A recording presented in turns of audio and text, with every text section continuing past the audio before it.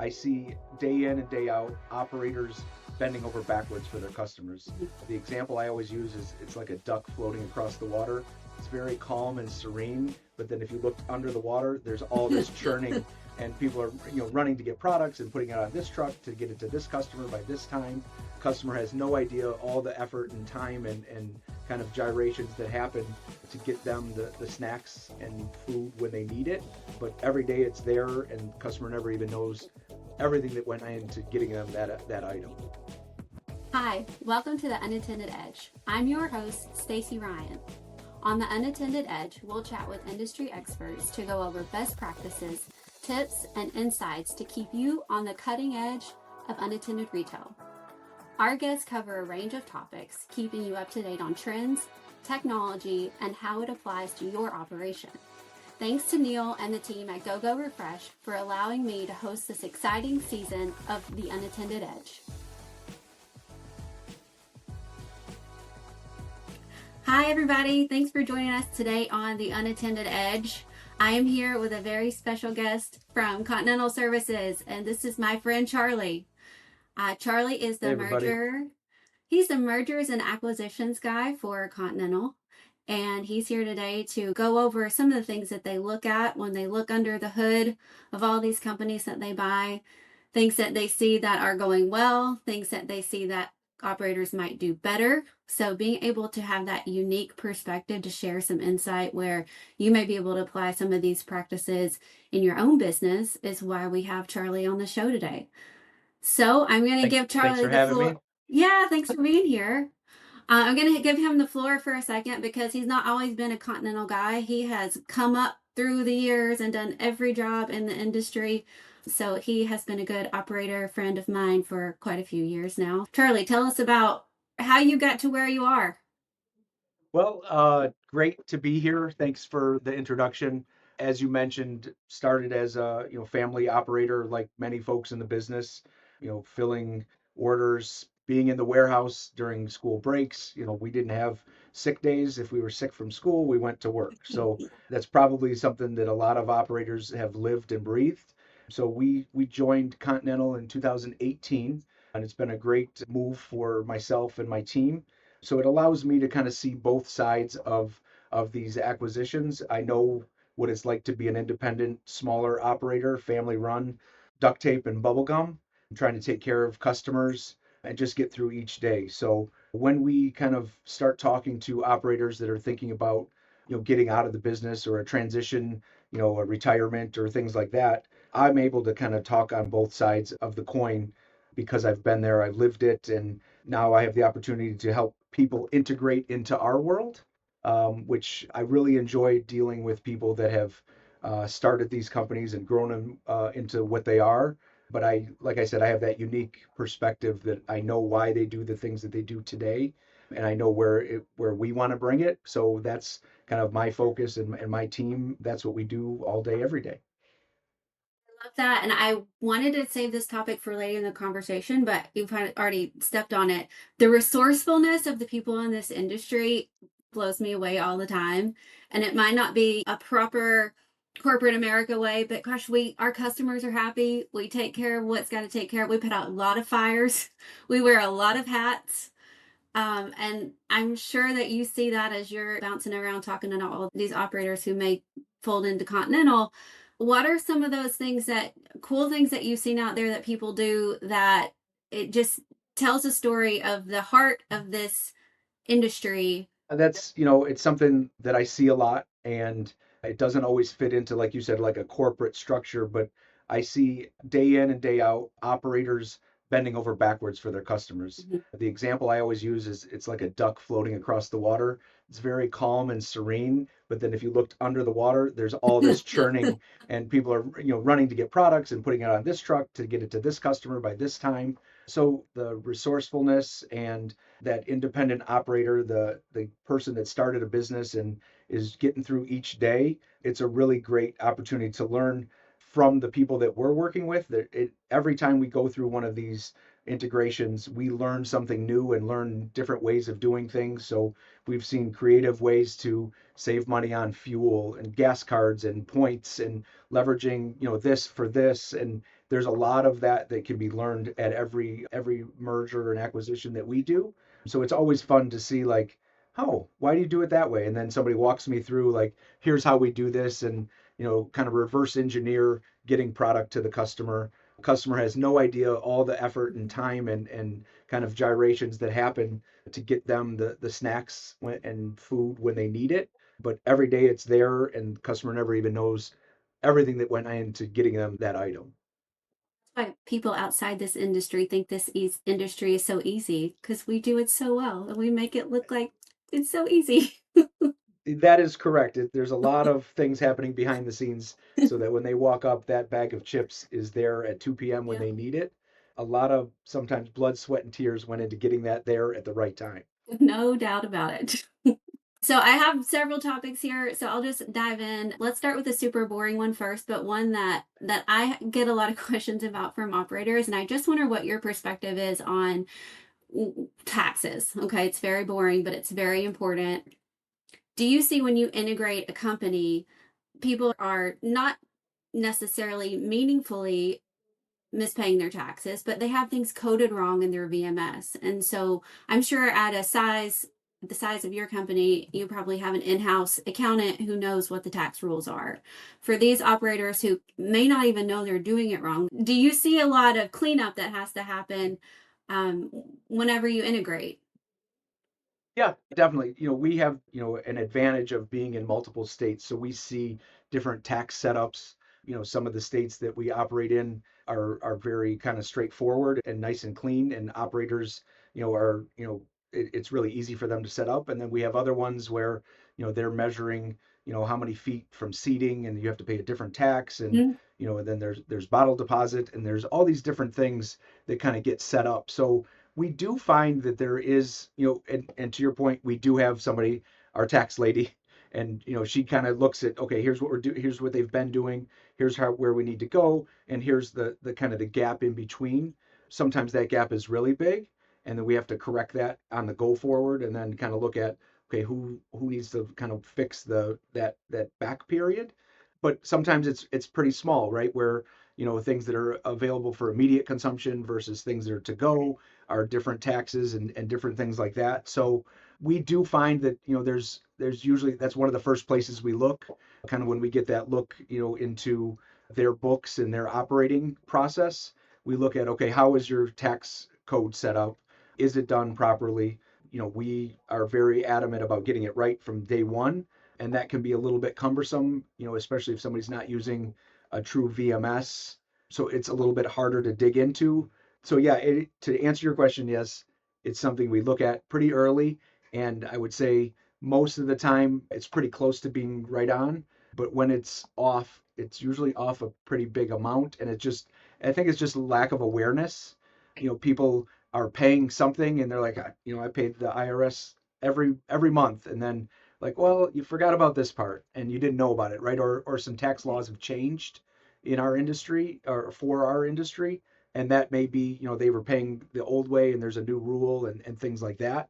So I think, having folks look at that, and I'm not a tax expert, and I don't play one on TV and don't claim to be. So having somebody that knows what they're looking at, look at it, I think is always a good suggestion for any operator of any size, really.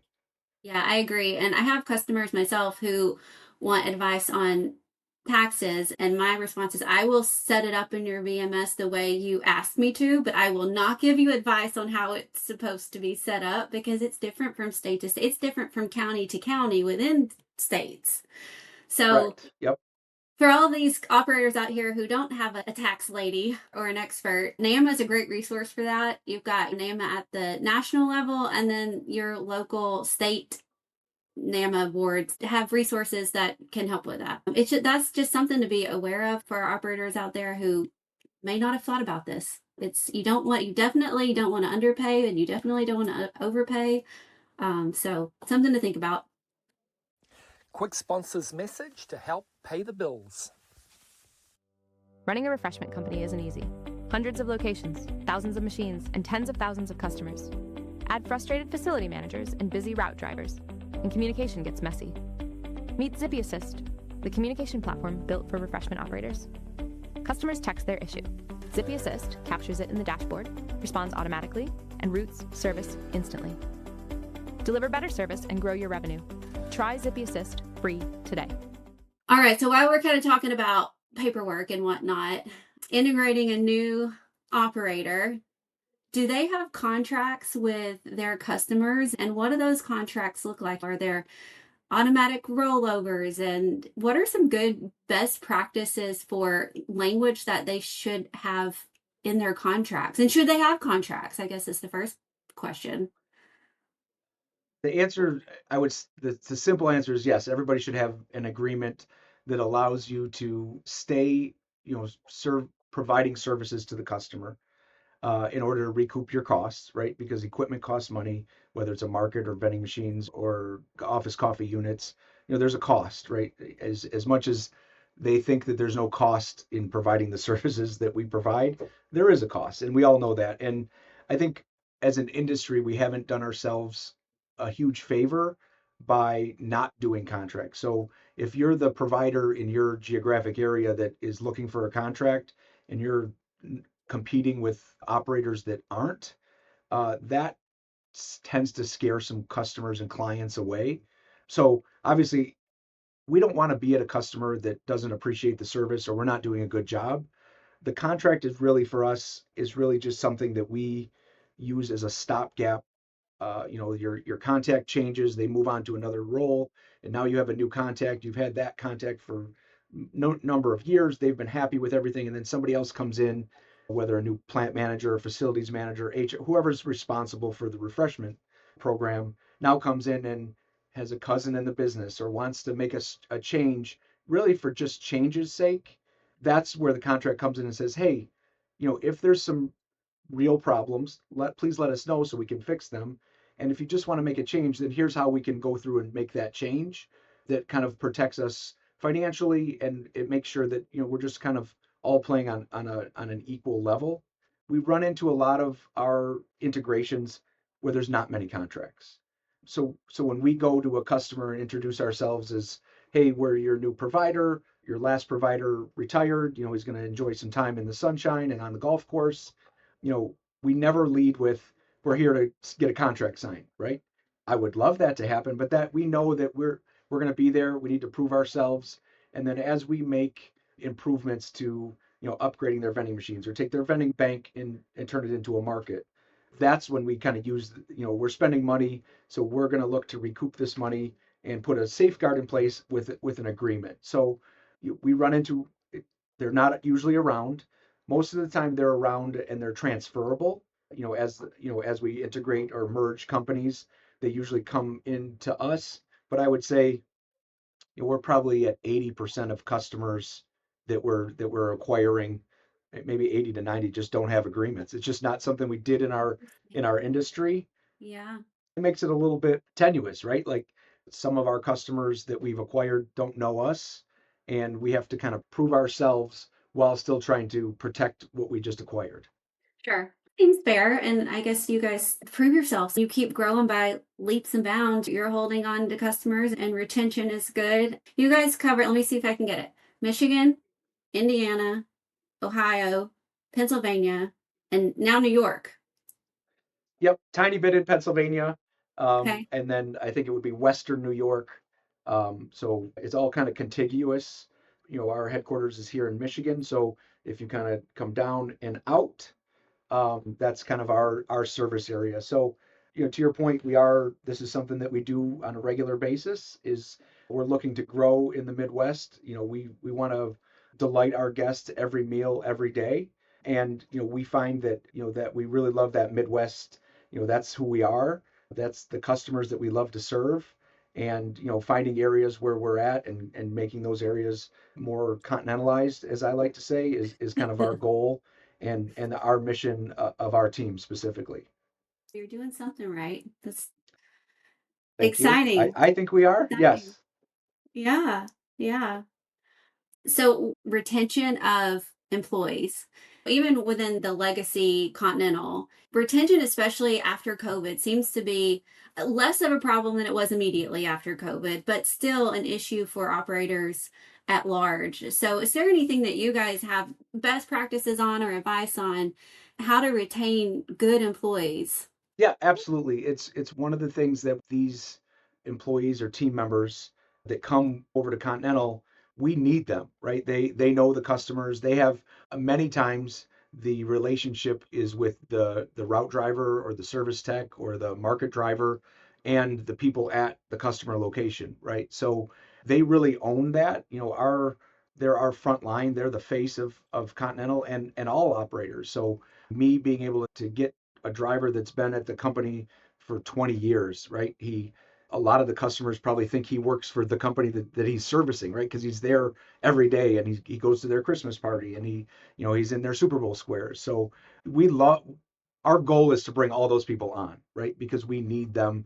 I don't have a bench of 35 route drivers, here sitting waiting to jump on routes of a newly acquired business. We need those drivers and those service techs and those warehouse folks to make this successful.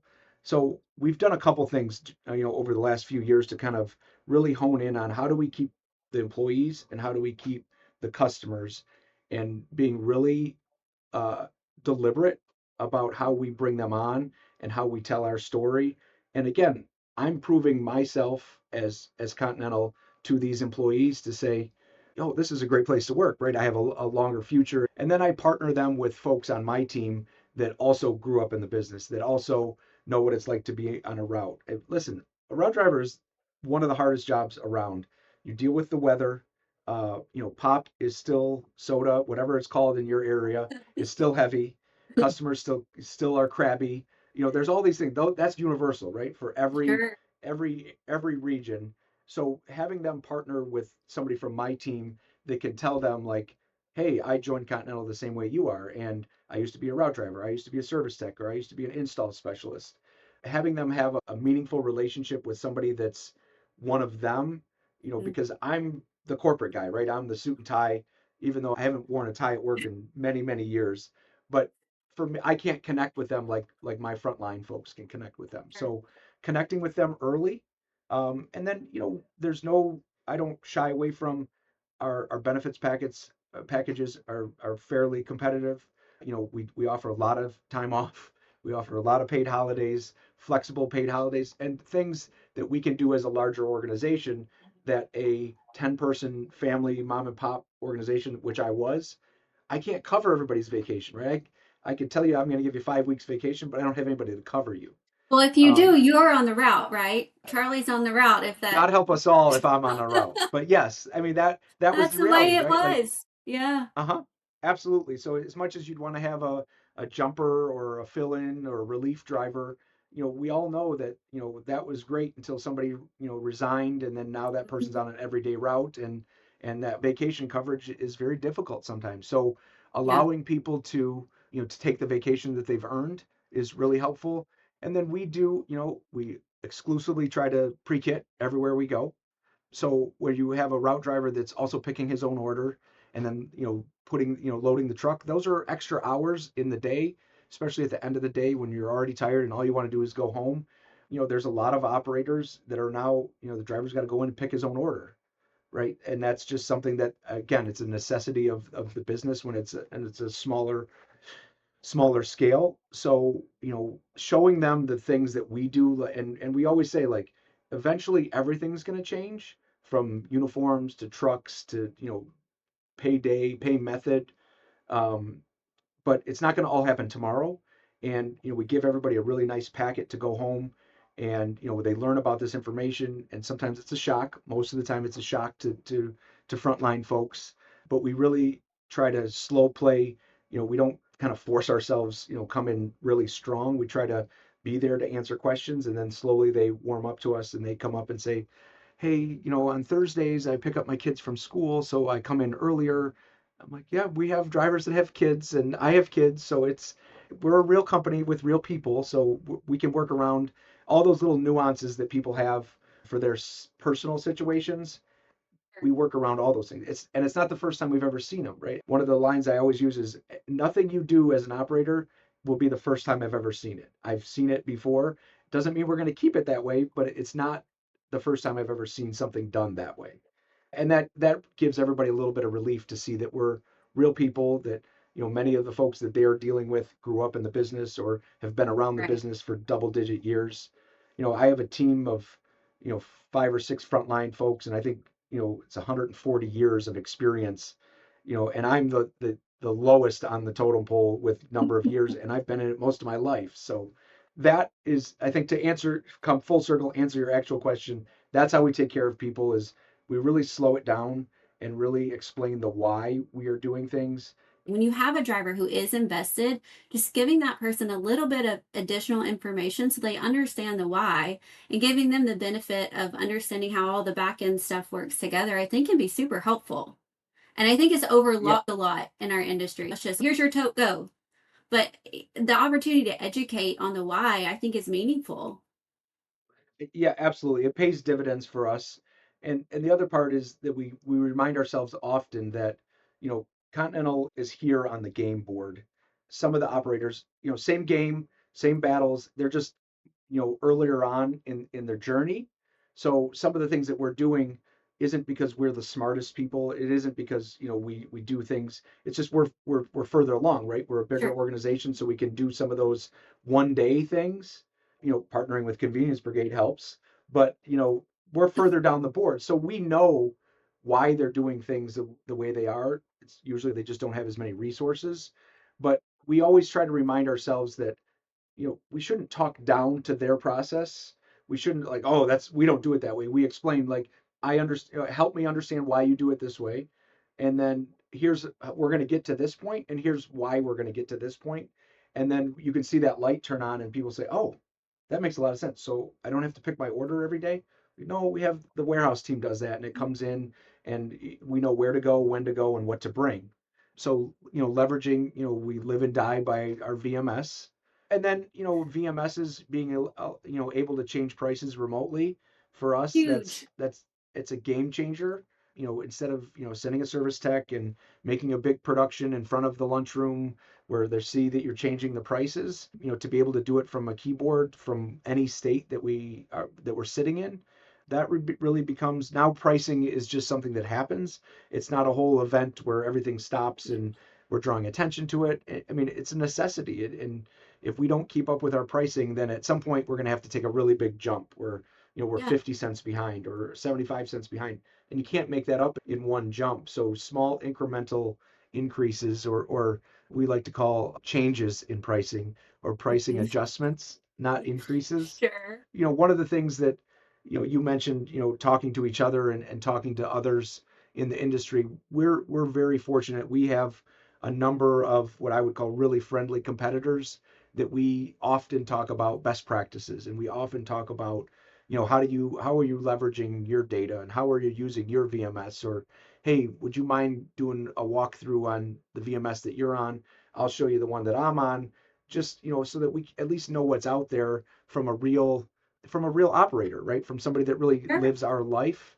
I love to talk about VMS and the benefits of it. My family doesn't like to hear about it because I talk about it all the time. But I think it's one of those things that without a VMS, you're really flying blind and you really don't even know what you don't even know. And it's immediate, recoup of costs, and your life gets exponentially easier. Once you're in it and living in it, you're cutting half of your services and for the same dollars. Yes. But it's, again, I can't say enough. It wasn't easy. It's not easy, but it does pay dividends, 100%. Yes. Yes. We've talked a lot about best practices and good things to do. What are some things that you see out there that are bogging down operators that shouldn't be? So, to paraphrase my dad, he has this saying, he says, we can't get on our horse and ride off in 6 different directions. You have got to be intentional as an operator to focus on what's important, what's going to make me more efficient, add points to my bottom line, and not get bogged down with the things that actually really don't matter that much. Because like you said, you'll have salespeople come at you with a new product or a new technology, and that's the most important thing to them because that's their world. But you, as an operator, have so many different plates you're juggling here.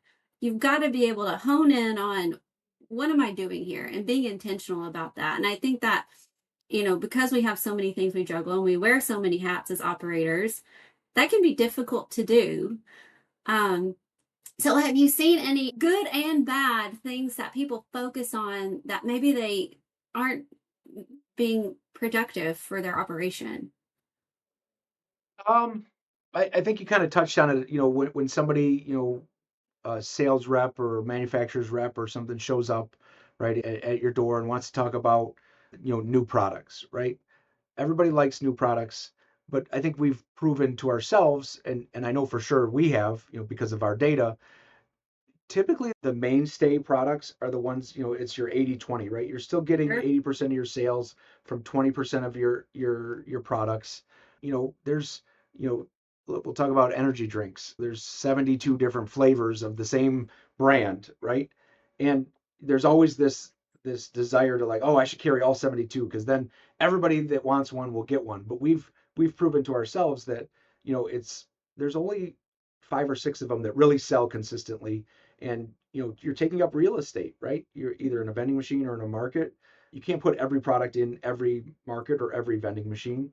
So figuring out, what are the top, four, and then maybe rotating that fifth one as a monthly or every other month or something like that, to figure out like, Yeah. okay, is that one selling enough to take number 4 out of the rotation and move that to number 4, and then there's that rotating slot.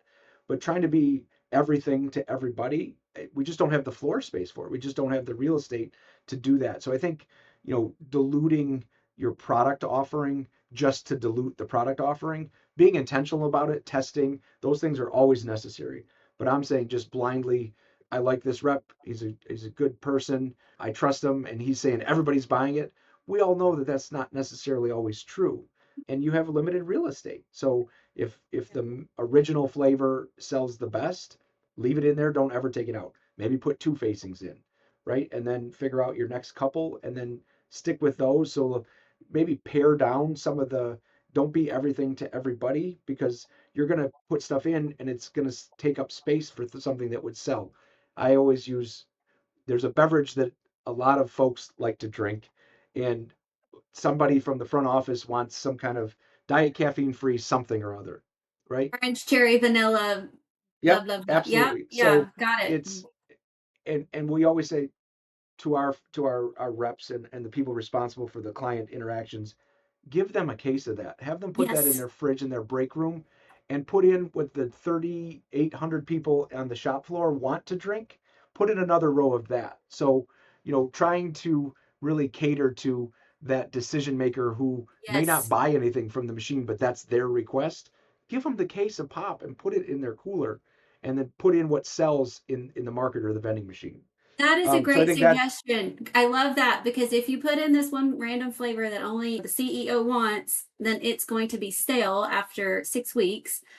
And and the one then time they buy it, they're going to it's buy going to a be stale stale. one. So, Yep. yes, I've heard other operators make that same suggestion. Just here's our gift to you. This is your very own case of your favorite flavor. Thank you for letting us Leave service when your you're account. almost out. Yep. Yes.